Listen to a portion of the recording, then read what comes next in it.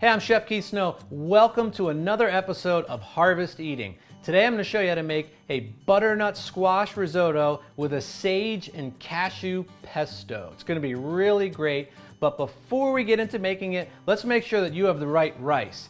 This is the rice here, and it's got to be a special type of rice called arborio. It's grown in the Po River Valley of Italy, and that's what you need. Do not try to use long grain rice.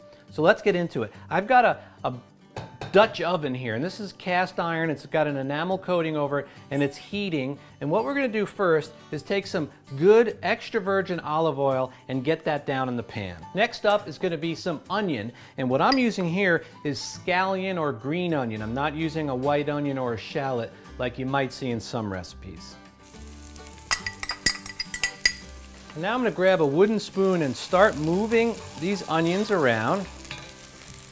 And then I've got 2 garlic cloves right here. They've been just minced up in with the garlic. And remember, garlic can burn very quickly, so you've got to kind of be moving fast here. Stir the garlic through. And what we want to do here is just get some initial fragrance coming up out of the garlic and the green onion. We're not looking to make them turn a dark brown. Now we want to take our rice and dump it right into the pot. And now what you're going to do is start to stir this rice. You want to get all of those grains covered in the oil, and then you're going to cook it just for a few minutes before we do anything else. And the rice is going to change color. When you make this risotto, it's the same recipe as far as the technique each time, whether you're using shrimp, whether you're using zucchini, whether it be mushrooms. Once you have the basic technique for risotto, you can change it up and make lots and lots of seasonal dishes with different produce and also different proteins, so it's very versatile. Okay, now let's add our first addition of the chicken broth. We're going to do it a ladleful at a time.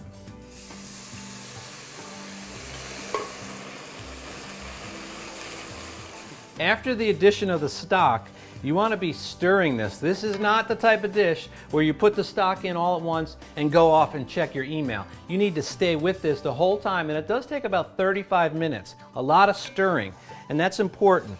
And the reason they say that you do all this stirring is because the action of the paddle or the spoon hitting the rice grain over and over as you stir it, that's what releases a lot of starch that's in the rice, and that's what gives risotto that creamy, beautiful texture that we like so much. So now, if you look down in the pan, you'll see that it's starting to get dry in the pan. You never want it to get bone dry, but you want it to look like most of the liquid is absorbed, and when most of the liquid is absorbed, then you add more. Now, I've been stirring this for about 20 minutes or so, and I can tell it's really becoming nice and creamy like I promised. So at this point, we're going to do a few things to the risotto. Number one, I haven't added any salt. I did taste it. The chicken broth does have salt in it, but it's going to need a little bit more. So we're going to add some kosher salt, a little bit of black pepper. And at this point, we want to get the butternut squash into the dish. And how I made this squash is I simply took a whole butternut squash and I cut it in half and peeled off all the skin, and then cut it down into these cubes like this. It's not that hard to do. And then this was steamed for about 15 or 20 minutes. I'm going to start adding additions of the butternut squash. That way I can stir them into the risotto and that they'll break down. Now I'm going to add some more chicken broth to the dish. A nice ladleful. I'm going to stir this in. And now while that's starting to cook down, let's do this pesto that I'm talking about. And this is not the type of pesto that you're going to make in a food processor. It's going to be a very rustic pesto. What we have here are sage leaves. This is sage. It's extremely pungent. It's what you would call a woody herb. I grow this every year. I've got sage growing. These are my sage leaves. Let's chop these up. So let's take this dish, we're going to put the cut up or the minced up sage in there, just like that. And now right here we've got some cashews, and these are just roasted cashews. They don't have salt on them, they're just roasted. So we're going to take those and carefully cut them up.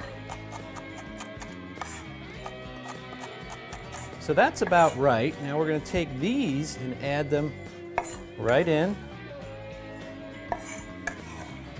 And these are going to get just a little touch of salt, some black pepper. Right here is a good quality Parmesan cheese. We're going to put just a little bit of the Parm cheese in there, and then a little bit of high quality extra virgin olive oil. From this point, just want to mix your little rustic pesto up. Pesto's done. Now back to risotto land over here. The last thing we're going to do, this is looking beautiful. Now, you always want to taste it to make sure that your rice grains are fully cooked, because you don't want to serve hard rice. Wow, it's 99% there. What we're going to do is re-season it with a little bit of kosher salt, black pepper, Parmesan cheese is going to get dropped right down in there. Now we're going to put in one last half of a ladle of our chicken broth, and then the last but most important ingredient is some good butter.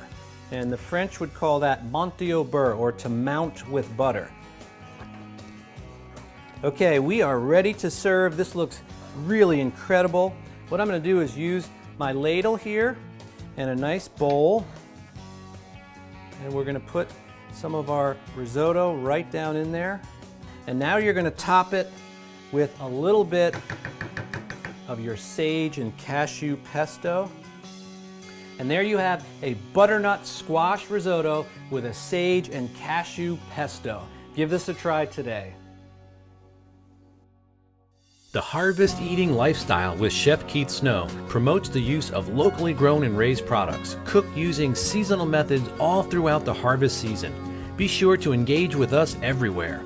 On your TV via Roku, iPad or iPhone via the Harvest Eating app, on YouTube.com, on Facebook.com, and of course at HarvestEating.com. Thanks for watching.